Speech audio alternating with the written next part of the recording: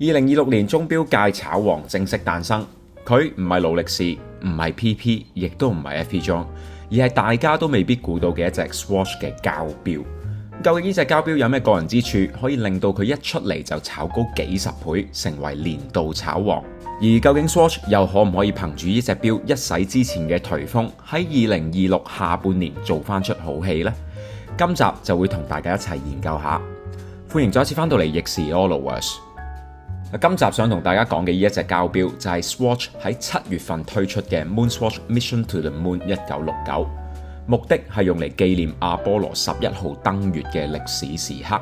咁隻錶有啲咩特別呢？而家就好快咁樣同大家講一講。首先呢一隻錶其實係歷史上最罕有嘅 Moon Swatch， 限量1969隻。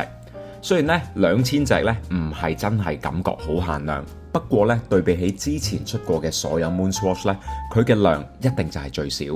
外觀上面呢用咗一個大家都好容易接受嘅黑金配色，不過真係特別嘅呢係佢嘅金色用嘅呢係真金，而更加特別嘅呢係佢用嚟做呢一隻錶嘅金係 Swatch 專門用咗1969年 Omega 原廠留低嘅古董備用零件攞出嚟嘅黃金，再用嚟咧做呢一隻錶嘅錶盤、指針、錶冠同埋按鈕，而每隻 Moon Swatch 1969都有11個 gram 嘅18K 金。咁深度嘅 collaboration 咧，其實真係極度罕有，用 Swatch 獨有嘅 Bioceramic 同埋 Omega 1969年嘅黃金一齊去做一隻錶，唔理佢嘅構思，亦都唔理佢嘅製作難度，單從 marketing 嘅角度出發咧，都已經可以吹一輩子嘅。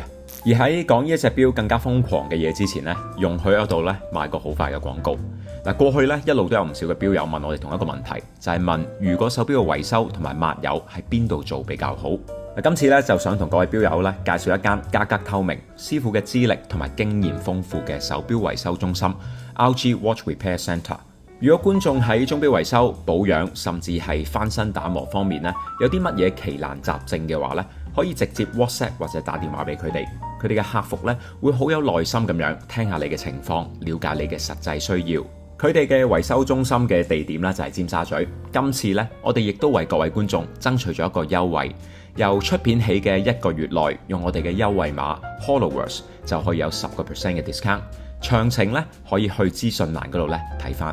嗱，翻嚟啱啱想講隻錶更加瘋狂嘅咧就係佢本身嘅定價。定價咧只係570蚊美金，即係大概咧4400蚊港紙。心水清嘅都知道，淨係11個 gram 嘅18K 金，市值咧都去到8000蚊港紙。同埋要記住，此金不同彼金，佢用緊嘅咧係你出面買都買唔到嘅1969年 Omega 嘅金。咁所以咧你都唔使再嘈隻錶係咪用 Quartz 嘅 movement， 或者咧佢嘅防水只係得30米。買到你中唔中意呢？直接用咗佢呢，你都即刻有得賺啊！所以呢隻錶喺玩味嚟到講呢，我覺得喺今年見過最誇張。嗱，今次呢隻 Moon Swatch 呢就冇得排隊，因為呢得2000隻唔夠。全球呢有起碼超過3000間嘅 Swatch 專門店，一間呢都派唔到一隻，咁所以呢都冇可能用排隊制嘅。而今次呢 Swatch 就選擇咗用一個全新嘅玩法，有興趣嘅買家呢需要上網答32條問題之後再參加抽獎。嗱，雖然市場當中呢唔算太多嘅 noise， 不過呢最後都有超過120萬個買家參加咗，咁所以呢最後嘅中籤率呢係100%嘅啫。理論上咧，比起排隻熱款嘅勞力士咧，買到嘅可能係更加低嘅。嗱，我自己咧就冇參與，因為咧我不嬲都冇乜中獎運嘅。但係我自己咧就幾贊成 Swatch 今次成個安排，因為首先答問題咧已經係有時間成本，理論上咧已經可以篩走咗一啲冇靈魂嘅排隊黨。加上咧佢哋今次真係冇好大力咁樣宣傳，所以我覺得參加得嘅咧大部分都係一啲真正嘅鐘錶愛好者。嗱，最後中唔中呢？真係睇運氣，大家嘅機會呢係相若嘅。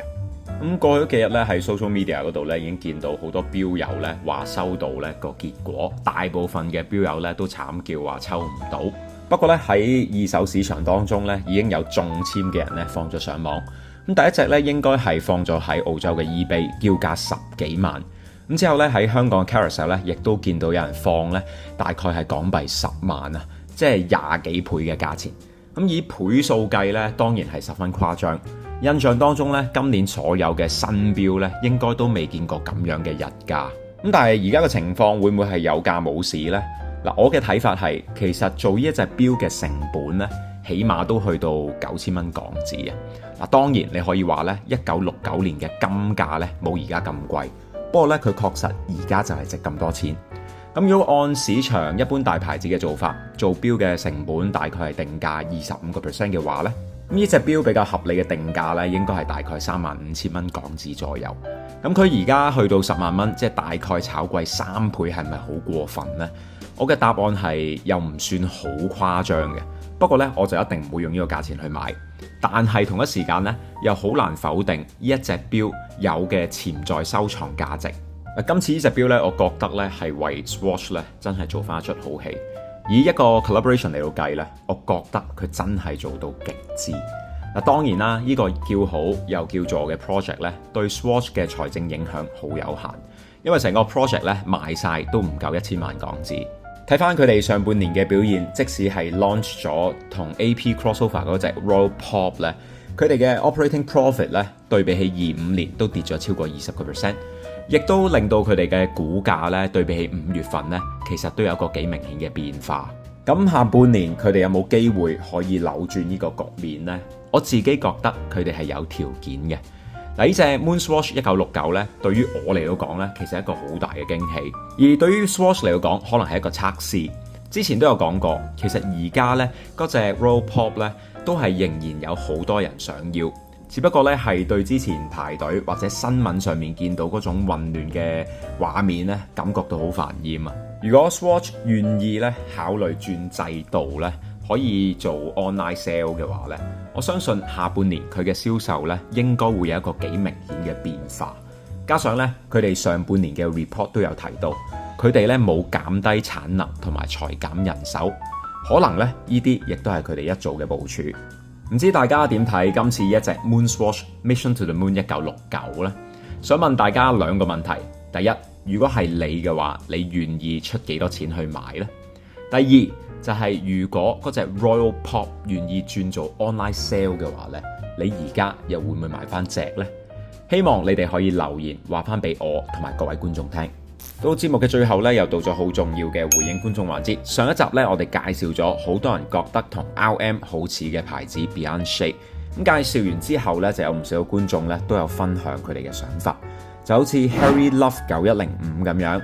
佢話咧買 RM 係為咗 show off，而買得 Beyond Shade 咧肯定就有研究過。嗱，我就覺得睇情況，應該話睇時間。我識啲朋友咧10幾年前咧已經買 RM Richard Mille。咁佢哋當時咧我就覺得唔係為咗 show off，而係真心中意。不過如果而家呢一刻買嘅話咧，就好難避免到啲人即係有咁嘅感覺。咁而如果而家咧真係用得70萬去買隻 Beyond Shade 嘅話咧，我都覺得係好難否定佢哋真係有認真研究同埋真心中意個牌子一種講法啦。跟住咧，亦都想回應咧小帝斯啊，佢話想睇多啲 indie 啊，因為覺得佢哋嘅 design 真係好有特色。嗱，其實之前都有講過啦，做 indie 咧對於我哋嚟講最大嘅難度咧就係少人睇咯，資料搜集同埋製作咧都比起大牌子咧需要更加多嘅時間。不過咧，如果大家係中意嘅話咧，我哋都會努力做，希望咧可以有機會介紹多啲真係少有而且有好玩嘅牌子俾大家。